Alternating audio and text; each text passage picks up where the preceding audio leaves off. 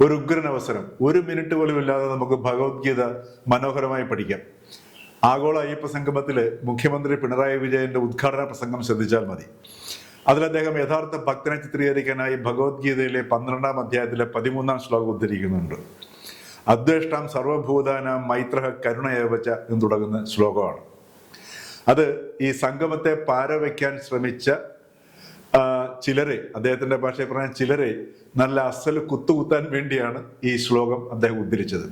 ഈ ശ്ലോകത്തിന്റെ അർത്ഥം എന്ന് പറയുന്നത് ആരോടും ദേഷ്യമില്ലാതെ, പരിഭവമില്ലാതെ, അസൂയയില്ലാതെ, സുഖദുഃഖങ്ങളിൽ ചാഞ്ചല്യമില്ലാതെ നിൽക്കുന്നവനാരോ അവനാണ് ഭക്തൻ എന്ന് വിവരിക്കുന്നതാണ്.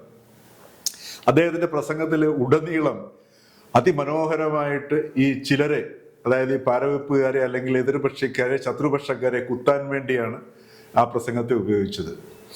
ഇത്രയേ ഉള്ളൂ ഗീത. വളരെ മൈത്രി ഭാവത്തിൽ കരുണയോടുകൂടി ശത്രുവിന് നേരെ അമ്പെയ്യുക.